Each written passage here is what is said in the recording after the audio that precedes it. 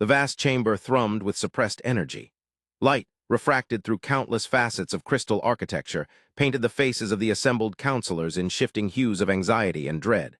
For cycles uncounted, this chamber had been the locus of galactic governance, the place where the delicate balance of power between the sentient species was maintained. Now that balance teetered on the precipice of annihilation. Before them, a holographic projection flickered, depicting the aftermath of the attack. Debris fields, shimmering with residual energy signatures, marked the final resting place of once mighty warships. The victims, the Klaxon hegemony, long considered the military powerhouse of the Andromeda galaxy. The aggressors, a species barely 100 cycles removed from their first tentative explorations beyond their own solar system. Humans. The Grand Artificer Zithos, his carapace gleaming with an unnerving stillness, broke the silence. The reports are confirmed. Klaxon High Command is eradicated. Their defense fleets, their orbital platforms, their entire military infrastructure reduced to cosmic dust within a single solar cycle. His voice, usually a resonant baritone of technological confidence, was now a fragile whisper. The other counselors shifted uneasily. The Klaxon were not liked. Their expansionist ambitions and ruthless efficiency had made them many enemies, but they were respected. Feared, even. To see them so utterly annihilated by a species so new defied all logic. Counselor Valerius, his reptilian eyes narrowed in suspicion, hissed, "The humans. We have underestimated them clearly, but how? Our intelligence reports painted them as primitive, limited in their technological advancement. Their ships, while possessing a certain rustic charm, were hardly a match for Klaxon dreadnoughts." Valerius was a pragmatist, a master of political maneuvering. He needed answers, and he needed them now before the galaxy descended into chaos. Zithos gestured towards another projection, this one displaying schematics of a human warship.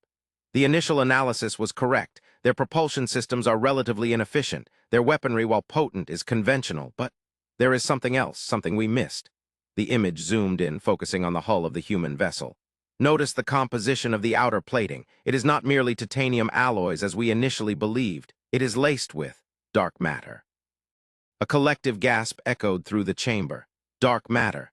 The theoretical substance that comprised the majority of the universe's mass, yet remained almost entirely undetectable. To weaponize it, to integrate it into their very warships, it was an impossibility, or rather it should have been. Impossible, Valerius rasped. The energy requirements alone are astronomical, Zithos finished. And yet, the evidence is undeniable. The human warships are shielded and powered by controlled dark matter reactions. This explains their ability to withstand Klaxon weaponry and the devastating energy bursts they unleashed. Counselor Lyra, her avian features etched with concern, spoke for the first time. But where did they acquire such technology? We, the collective minds of the galaxy, have been studying dark matter for millennia, and we have barely scratched the surface of its potential. How could a species, barely out of its infancy, achieve such a breakthrough? Lyra was a historian, an archivist of forgotten knowledge. She understood the long, arduous path of technological advancement. The humans leaped forward, defied all known precedent. The chamber fell silent once more, the weight of the unknown pressing down on them all. The implications were terrifying. If the humans possessed the ability to manipulate dark matter, what else were they capable of? What were their intentions? Were they conquerors like the Klaxon, or something far more unpredictable? Far beyond the borders of explored space, drifting silently in the inky blackness between galaxies, a human fleet continued its patrol. The ships were unadorned, utilitarian in design, their dark matter shielding rendering them almost invisible against the cosmic background. On the bridge of the flagship Dauntless, Captain Eva Rostova stared out at the star-strewn canvas, her expression unreadable. The destruction of the Klaxon hegemony had been necessary, a preemptive strike against a species that had demonstrated a clear intent to dominate the galaxy. But Rostova felt no sense of triumph, only a profound weariness. She understood the fear that the humans had instilled in the other species. She understood their suspicion, their confusion. After all, they could not possibly comprehend the burden that humanity carried, the secret that lay buried deep within their genetic code. Rostova turned to her first officer, Commander Jayan. "Any new contacts, Commander?" Jayan shook his head. "Negative, Captain. The area remains clear." "Maintain vigilance," Rostova ordered. "The galaxy is watching us, and we must be ready for whatever comes next." She looked back out at the stars, a single tear tracing a path down her cheek. The price of peace was eternal vigilance, and the weight of that responsibility rested heavily on her shoulders. Humanity had stepped onto the galactic stage, not as conquerors, but as guardians. But could they truly protect a galaxy that was so afraid of them? Back in the council chamber, the debate raged on. Councillor Valerius, ever the pragmatist, proposed a preemptive strike against the human homeworld. We cannot allow them to consolidate their power. We must strike first, cripple their infrastructure before they can launch another attack. Councillor Lyra vehemently opposed this. That would be madness. We know so little about them. A preemptive strike would only confirm their suspicions and likely provoke a full-scale war. We must attempt communication, understand their motives, find a way to coexist. The Grand Artificer Zithos remained silent, his multifaceted eyes reflecting the flickering holographic projections. He was grappling with a more fundamental question. How had the humans achieved such a technological leap? He reviewed the sensor data again and again, searching for a clue, a pattern, anything that could explain the impossible. And then he saw it. A faint anomaly in the background radiation, a subtle distortion in the fabric of spacetime. It was almost imperceptible, but it was there. A signature of manipulation. I believe I have found something, Zithos announced, his voice regaining its usual resonance. He displayed a new projection, this one showing a map of the human solar system.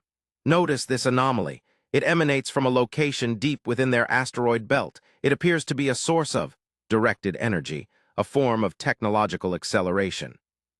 The councillors leaned forward, their attention focused on the anomaly. Technological acceleration? Valerius questioned. What does that mean? It means, Zithos explained, that the humans did not develop this technology on their own. They were assisted, guided by an external force. The implications of this revelation were staggering. If the humans had been guided by an external force, then who was this force? What were their intentions? And why had they chosen to intervene in the affairs of a relatively primitive species? The holographic projection shifted once more, displaying a series of complex equations. Zithos continued, the energy signature is consistent with transdimensional manipulation. The opening of a brief, controlled tier in the fabric of reality, allowing for the transfer of information, or even technology from another dimension. Lyra gasped, a transdimensional entity, but those are just legends. Perhaps, Zithos conceded, but the evidence suggests otherwise.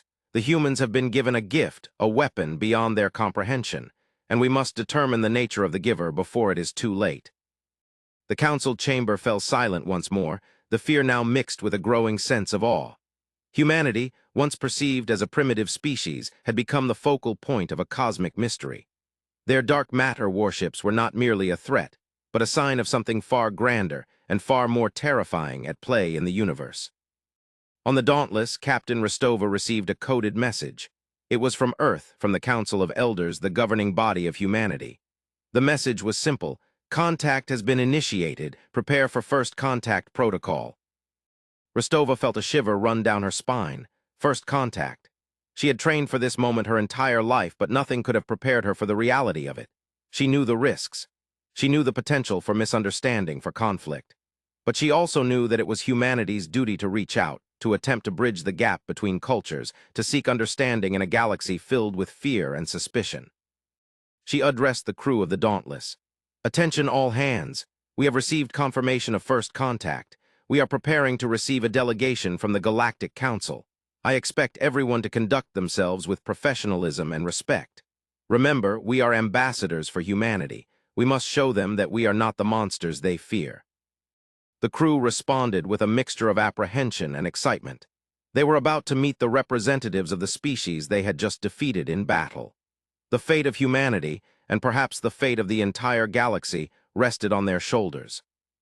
As the Dauntless approached the designated rendezvous point, Rostova looked out at the approaching vessel. It was a massive, multi-tiered structure, adorned with intricate carvings and shimmering energy fields. It was a symbol of the Galactic Council's power and sophistication. But Rostova was not intimidated. She knew that humanity possessed a strength that the Council could not comprehend. A strength born of resilience, of compassion, and of a deep-seated desire for peace. The two vessels docked, and the delegation from the Galactic Council disembarked. They were a diverse group, representing the various species of the galaxy.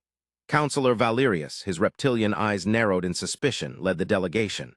Counselor Lyra, her avian features displaying a mixture of curiosity and apprehension, walked beside him. And bringing up the rear was the Grand Artificer Zithos, his multifaceted eyes scanning the human vessel with intense scrutiny. Rostova greeted the delegation with a formal bow. "Welcome to the Dauntless. I am Captain Eva Rostova, and I am honored to receive you." Valerius stepped forward, his voice cold and accusatory. "We have come to demand answers, Captain. Answers about your unprovoked attack on the Klaxon hegemony, answers about your dark matter technology, and answers about your intentions." Rostova met his gaze without flinching. "We did not attack the Klaxon without provocation. They were planning a preemptive strike against our homeworld. We acted in self-defense.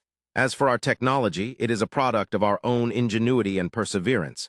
And our intentions are simple, to secure peace and stability in the galaxy." Lyra stepped forward, her voice softer than Valerius's. "We find it difficult to believe that a species as young as yours could have developed such advanced technology on their own. There are rumors of external assistance, of transdimensional entities. Is there any truth to these rumors?" Rostova hesitated for a moment. She knew that revealing the truth would be a risk, but she also knew that honesty was the only way to build trust. "There is truth to the rumors," she admitted. "We have received assistance from an external source, but they are not transdimensional entities. They are our ancestors." The delegation stared at her in disbelief. "Your ancestors?" Valeria scoffed. "What nonsense is this?" "It is not nonsense," Rostova insisted. "We are not the first humans. We are the descendants of a species that existed millions of years ago, a species that mastered the secrets of dark matter and transdimensional travel. They seeded the galaxy with life, and then they vanished, leaving behind a legacy of knowledge and technology. We are their inheritors." Zithos stepped forward, his multifaceted eyes gleaming with understanding. "The anomaly in your asteroid belt. It is not a source of directed energy. It is a gateway to another dimension where your ancestors reside." "Yes," Rostova confirmed. "They have been watching us, guiding us, preparing us for this moment. They knew that the galaxy was on the verge of destruction, that the Klaxon hegemony was about to plunge it into chaos. They gave us the technology to defend ourselves and to protect others, but they also gave us a warning." "A warning?" Lyra asked, her voice filled with concern. "What kind of warning?" Rostova's expression turned grave. "They warned us about a threat that is far greater than anything we have ever faced. A threat that lurks in the darkness between galaxies, a threat that could consume the entire universe." The council chamber was once again filled with stunned silence. The revelation of humanity's ancestry, of their connection to an ancient and powerful species, was shocking enough, but the warning of a cosmic threat, it was almost too much to bear. Valerius, his voice trembling slightly, asked, "What is this threat? What do you know about it?" Rostova took a deep breath. "We know very little. Our ancestors only gave us fragments of information, but we know that it is an entity, a force that feeds on energy. It travels through the voids between galaxies, consuming everything in its path, and it is heading towards us." Zithos began running simulations, his multifaceted eyes darting across the holographic projections. "If what you say is true, then we have very little time. We must pool our resources, combine our knowledge, and prepare for the coming storm." Lyra nodded in agreement. "This is no longer about suspicion or distrust. This is about survival. We must work together, humans and aliens, to face this threat." Rostova smiled. "Then let us begin. Our ancestors left us with more than just technology. They left us with a map to a weapon, a defense that could save us all. But it is hidden, buried deep within the heart of a dying star. We must find it before it is too late." And so an alliance was forged. An alliance between humans and aliens united by a common purpose, to defend the galaxy from a cosmic threat. They embarked on a perilous journey, following the ancient map, searching for the weapon that could save them all. As they journeyed, Rostova shared more about the history of her people. The original humans, she explained, had been a species of explorers and scientists. They had unlocked the secrets of dark matter and used it to travel to distant galaxies. But they had also made a terrible discovery: the existence of the cosmic entity. They had tried to fight it, but they were no match for its power. So they had decided to seed the galaxy with life, hoping that one day a species would evolve that was capable of defeating the entity. And they had left behind a legacy of knowledge, waiting for their descendants to find it. Finally, they reached the dying star. It was a massive, red giant, its surface writhing with violent energy storms. Rostova piloted the Dauntless into the heart of the star, navigating through the treacherous currents of plasma and radiation. They reached the center of the star, and there it was, a massive, crystalline structure pulsating with energy. "That is it," Rostova said, her voice filled with awe. "The weapon, the ultimate defense." Zithos began analyzing the structure, his multifaceted eyes working feverishly. "It is a dark matter resonance device. It can amplify the energy of dark matter, creating a shield that can deflect the entity's attacks." But there was a problem. The device was inert. It needed to be activated, and the activation required a sacrifice. Someone had to merge with the device, becoming a conduit for its energy, and that someone had to be a human. Rostova knew what she had to do. She stepped forward, ready to make the ultimate sacrifice. But then Valerius stopped her. "No, Captain," he said. "It cannot be you. You are too valuable. You are the key to understanding your ancestors' knowledge. We need you to lead us." Rostova was surprised. She had expected Valerius to be the last person to offer himself. But he was serious. "I am old," he said. "I have lived a long life, and I have made many mistakes, but I want to do something good before I die. I want to help save the galaxy." And so Valerius merged with the dark matter resonance device. His body dissolved into energy, becoming one with the crystal structure. The device activated, and a massive shield of dark matter energy erupted from the dying star, enveloping the entire galaxy. The cosmic entity arrived soon after. It was a vast, amorphous cloud of darkness blotting out the stars. It slammed against the dark matter shield, but the shield held. The entity recoiled, its hunger thwarted. It turned away, searching for another source of energy. The galaxy was safe, for now. But the victory was bittersweet. Valerius was gone, and the entity was still out there, lurking in the darkness. Rostova knew that the fight was far from over, but she also knew that they were not alone. Humans and aliens, united by a common purpose, would stand together against the darkness. They would protect the galaxy, and they would honor the legacy of their ancestors. Centuries passed. The dark matter shield remained in place, a silent sentinel guarding the galaxy. Humanity and the alien species continued to explore the universe, searching for new knowledge, new technologies, and new allies. They built a vast network of defense systems, preparing for the entity's return. And then one day they received a signal. It was a faint, almost imperceptible signal emanating from beyond the known universe. It was a message from the cosmic entity. The message was simple but chilling. "You have delayed me, but you cannot stop me. I will return, and when I do, I will consume everything." The galaxy was plunged into darkness once more. But this time there was no fear, only determination. They knew what they had to do. They had to find a way to destroy the entity once and for all. Rostova, now an elder, addressed the assembled leaders of the galaxy. "We have been warned. The entity is coming back, but we are ready. We have learned from our ancestors. We have developed new weapons, new defenses, and we have a new plan." She revealed the plan. It was a daring, almost suicidal plan. They would lure the entity into a trap, a black hole at the center of the galaxy. They would amplify the black hole's gravitational pull, creating a singularity that would consume the entity. But there was a catch. The plan required a sacrifice. Someone had to pilot the ship that would lure the entity into the black hole, and that someone had to be a human. Rostova stepped forward, ready to make the ultimate sacrifice. But this time, she was not alone. Thousands of humans and aliens volunteered to join her. They knew the risks, but they were willing to die for the sake of the galaxy. Rostova chose a crew of the bravest and most skilled pilots. They boarded the Dauntless, now refitted with advanced technology, and set course for the center of the galaxy. As they approached the black hole, they saw the entity. It was even more terrifying than they had imagined. A vast, swirling vortex of darkness, consuming everything in its path. Rostova addressed the crew. "This is it, the final battle. We must not fail. For the sake of the galaxy, for the sake of our ancestors, we must succeed." They piloted the Dauntless into the heart of the entity, drawing it towards the black hole. The ship was buffeted by immense forces, its shields straining to hold. But they held on, guiding the entity towards its doom. Finally, they reached the event horizon of the black hole. The entity was drawn in, its power no match for the singularity's gravity. The black hole consumed the entity, and then it vanished, leaving behind only emptiness. The galaxy was safe, forever, but at a great cost.